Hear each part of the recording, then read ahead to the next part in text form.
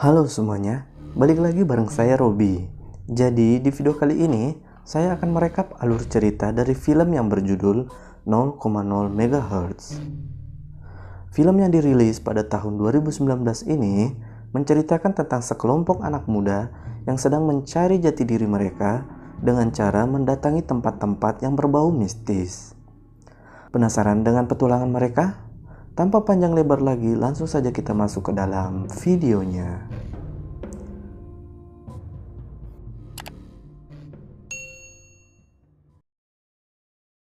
Di awal film, tampak sekelompok orang sedang melakukan ritual pengusiran roh jahat di sebuah rumah yang berada di tengah hutan. Seorang dukun yang memimpin ritual tersebut menari sambil diiringi musik tradisional. Namun, tariannya terhenti ketika pintu di rumah tersebut tiba-tiba saja terbuka. Dukun itu pun masuk ke dalam rumah, dan saat ia berada di dalam rumah, dia pun mencoba mengusir roh jahat yang berada di dalam rumah tersebut. Namun tiba-tiba saja, tubuhnya terasa kaku, dan saat ia menoleh ke belakang, semua orang dikejutkan dengan suara jeritan Mbah Dukun dari dalam rumah. Seorang wanita yang tampaknya adalah murid dari dukun tersebut, ditemani oleh salah seorang warga, masuk ke dalam rumah untuk mengecek keadaan. Dan mereka menemukan Mbah Dukun yang tewas menempel di atap rumah dengan mata yang melotot dan leher yang terpelintir. Scene pun berpindah di mana tampak sekelompok anak muda sedang berkumpul. Mereka adalah Sohee, Sangyop, Yeonjung, Hansok, dan Taesoo. Mereka berlima berkumpul dalam sebuah klub yang bernama 0,0 MHz. 0,0 MHz adalah nama klub untuk para peminat misteri yang kerap mengungkap fenomena mistis yang janggal seperti penampakan hantu. Dan dalam pertemuan mereka kali ini, mereka membahas tentang sebuah rumah yang berada di pelosok desa yang konon katanya terdapat makhluk halus yang mengganggu orang-orang yang datang. Taesoo yang merupakan leader dari klub itu menceritakan bahwa seorang wanita yang tinggal di rumah tersebut tewas gantung diri, dan karena mayat wanita itu telat ditemukan, kepalanya terputus dan tergantung di tali. Dia juga menceritakan tentang dukun yang mencoba mengusir hantu itu, dan malahan dukun itu tewas dengan kepala yang terpelintir. Taesoo juga menunjukkan gambar sosok hantu yang berada di rumah tersebut. Dan tujuan pertemuan mereka adalah mereka berencana untuk datang ke rumah tersebut untuk membuktikan rumor yang beredar tentang rumah itu. Di sini juga dijelaskan mengapa klub mereka bernama 0,0 MHz. 0,0 MHz adalah sebuah frekuensi gelombang otak manusia yang dipercaya dapat memanggil dan berkomunikasi dengan hantu. Akhirnya, mereka pun berangkat dan saat di perjalanan, mereka singgah di sebuah warung untuk membeli beberapa barang. Pemilik warung yang mengetahui bahwa mereka akan pergi ke rumah kosong yang berada di tengah hutan, memperingatkan mereka untuk tidak melanjutkan perjalanannya dan berpesan kepada mereka untuk menghormati kematian. Namun mereka tidak peduli dan tetap melanjutkan perjalanannya. Dan saat mereka pergi meninggalkan warung tersebut, Sohee melihat sosok anak perempuan yang tiba-tiba saja muncul di samping si pemilik warung. Dan di sini dapat disimpulkan kalau Sohee mampu melihat sesuatu yang gaib. Akhirnya, mereka pun sampai di rumah angker yang berada di tengah hutan.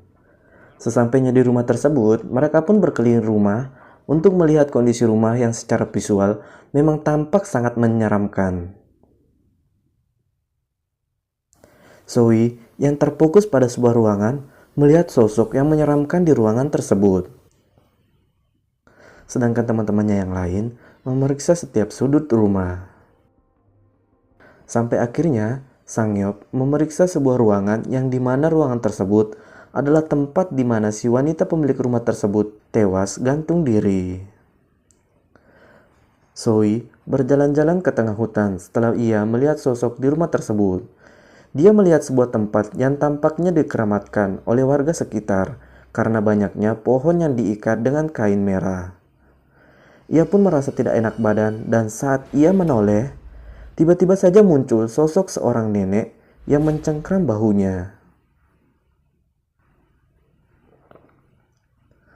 Setelah rentetan kejadian aneh yang dia alami, Sohee pun semakin merasa tidak enak badan.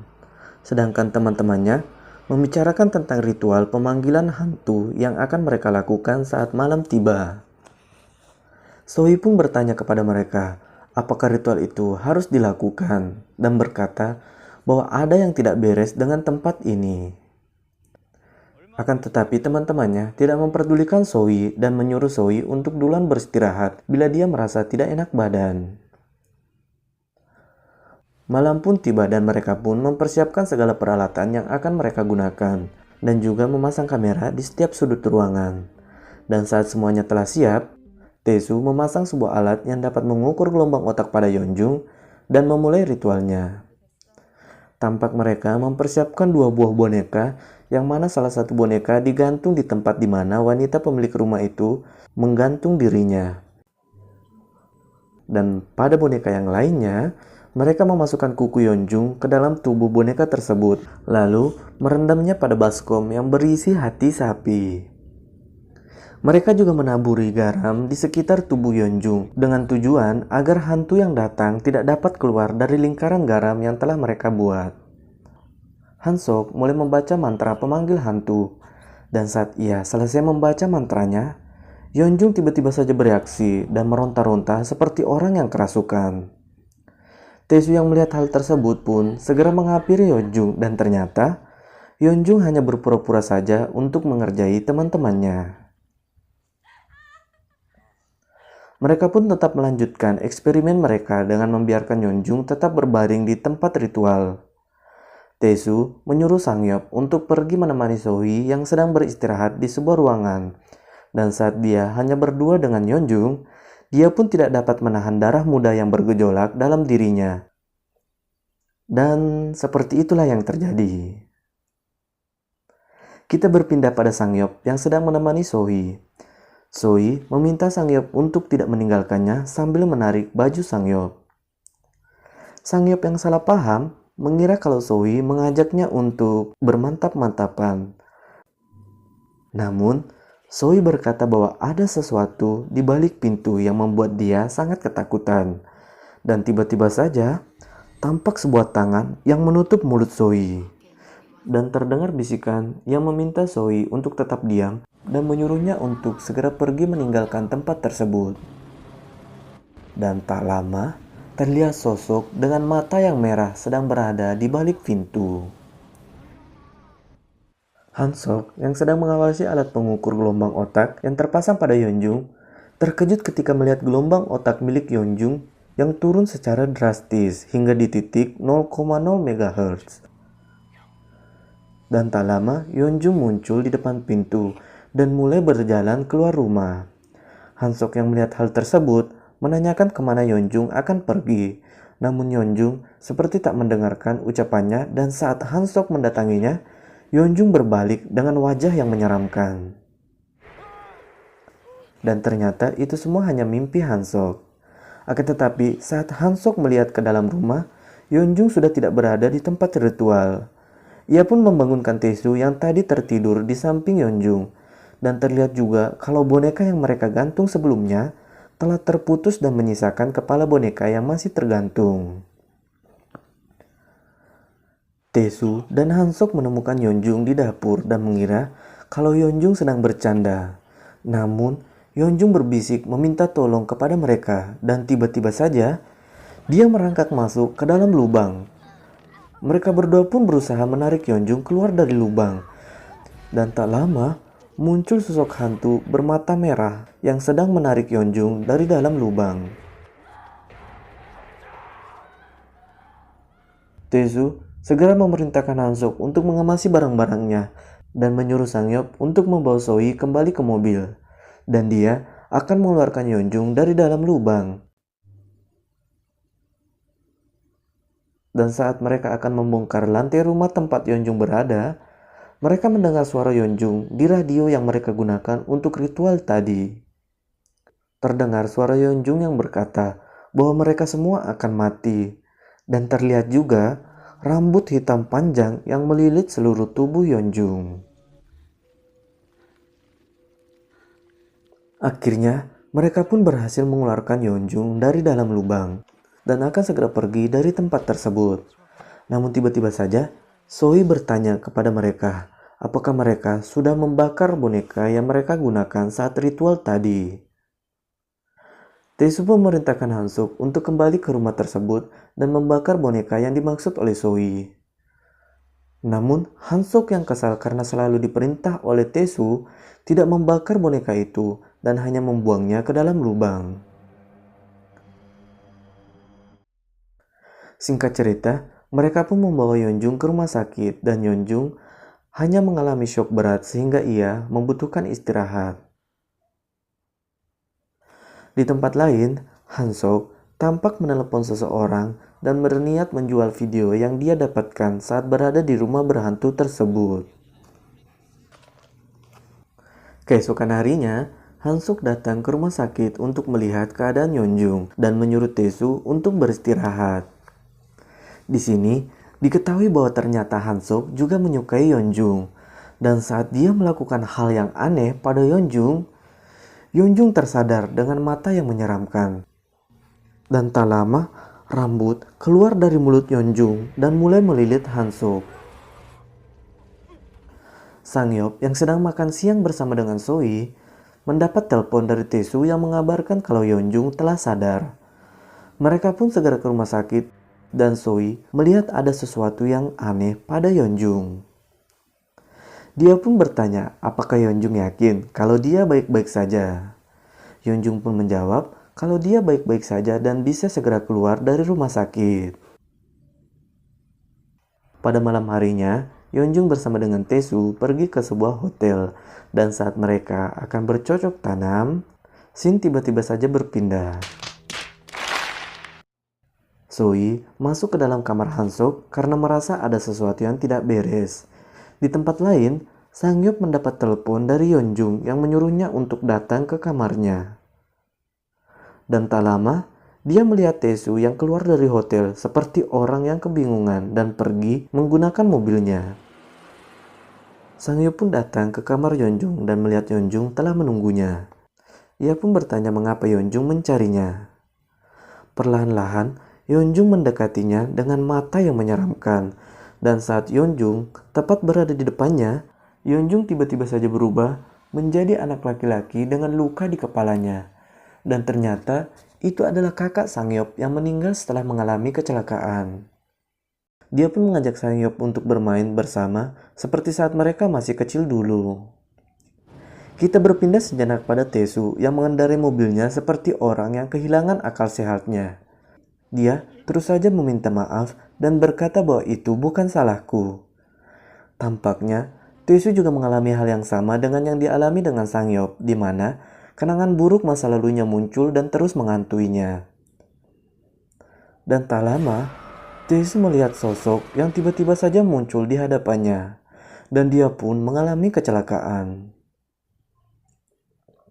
Zoe yang sedang berada di kamar Hansok memeriksa rekaman video saat mereka melakukan ritual. Dia melihat boneka yang mereka gantung tiba-tiba saja lehernya terputus, dan di saat yang bersamaan, Yeonjung tampak bereaksi. Di tempat lain, Sangyop dibimbing oleh suara kakaknya untuk menggantung dirinya. Dan untung saja, Zoe datang dan tali yang dia gunakan untuk bunuh diri tiba-tiba saja menghilang. Zoe pun menjelaskan pada Sangyop kalau Yeonjung sedang kerasukan hantu dari rumah kosong itu. Dan sekarang, hantu itu sedang mempermainkan mereka. Zoe pun mencoba menelpon Hansok yang hilang seharian. Dan ternyata, Hansok telah ditemukan tewas di sebuah kolam renang. Dan saat mereka sedang melihat jenazah Hansok, mereka juga mendapat kabar kalau Taesu juga telah tewas dalam sebuah kecelakaan. Zoe memberitahu Yeonjung yang sedang bersedih kalau dia sedang dirasuki oleh hantu yang membuat Taesu dan Hansok terbunuh. Zoe juga menjelaskan kepada kedua temannya itu bahwa dia dapat merasakan hal-hal yang gaib dikarenakan ibunya adalah seorang dukun. Karena tak ingin mereka semua menjadi target selanjutnya, mereka pun memutuskan untuk kembali ke rumah kosong itu untuk mengeluarkan hantu yang merasuki Yeonjung. Singkat cerita, mereka pun sampai di rumah kosong itu, dan Zoe kembali bertemu dengan sosok nenek yang sering dia temui. Ternyata, sosok nenek tersebut adalah leluhur Zoe yang selalu melindunginya. Zoe pun meminta arwah leluhurnya itu untuk membantunya saat mengusir roh jahat yang merasuki Hyunjung. Semua persiapan pun telah selesai dan Zoe memberitahu Sangyop untuk tidak masuk ke dalam rumah tak peduli apapun yang terjadi. Zoe memulai ritualnya dengan bantuan arwah leluhurnya, dan benar saja, gelombang otak Hyunjung kembali menunjukkan angka 0,0 MHz, yang berarti hantu itu telah datang. Hyunjung tiba-tiba saja tertawa dan bangkit dengan mata yang menyeramkan. Zoe yang sedang dirasuki oleh arwah leluhurnya pun menyuruh hantu itu untuk keluar. Namun hantu itu menolak keluar sebelum dendamnya terbalaskan. Karena merasa percakapannya sia-sia, Zoe mulai membakar boneka yang terhubung dengan hantu tersebut. Dan dia juga memukul Hyunjung dengan ranting agar hantu tersebut segera keluar. Dan tiba-tiba saja, tubuh Hyunjung melayang dan mulai terbanting ke setiap sudut ruangan. Hyunjung pun muntah darah dan diikuti dengan padamnya semua lilin yang berada di ruangan tersebut. Zoe tersadar dan arwah leluhurnya telah keluar. Namun saat ia melihat Hyunjung, ternyata Hyunjung masih kerasukan dan mulai memutar lehernya. Sangyop yang berada di luar rumah mendengar suara kakaknya yang telah meninggal meminta tolong. Dia pun mengintip ke dalam rumah dan melihat Zoe sedang mencekik kakaknya. Tanpa pikir panjang, dia menyerang Zoe dan mencekik leher Zoe. Dan di saat yang bersamaan, hantu yang merasuki Hyunjung keluar dan menunjukkan wujudnya.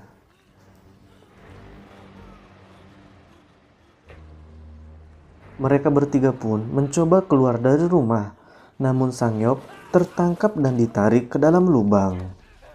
Akan tetapi saat ditarik, Sangyop masih sempat meraih boneka yang terhubung dengan hantu tersebut. Dan dia pun berusaha untuk membakar boneka tersebut. Akhirnya, ia berhasil membakar boneka yang membuat hantu itu juga ikut terbakar. Dan mereka bertiga pun berhasil keluar dengan selamat. Scene pun berpindah di mana tampaknya Zoe dan Sangyop sedang berkencan. Dan saat Sangyop keluar untuk menerima sebuah telepon, Zoe melihat laptop milik Sangyop dan secara tidak sengaja, dia melihat sebuah video yang menunjukkan keadaan di dalam lubang saat Sangyop terjebak. Dan ternyata Sangyop sedang kerasukan oleh hantu dari rumah kosong itu. Dan film pun tamat. Jadi itu ya guys, seluruh alur cerita dari film yang berjudul 0,0 MHz. Dan pesan yang dapat diambil dari film ini, jangan pernah bermain-main dengan hantu yang berkepala buntung. Kalau kalian suka dengan video ini, jangan lupa like dan subscribe-nya. Saya Robi pamit, sampai ketemu lagi di video selanjutnya.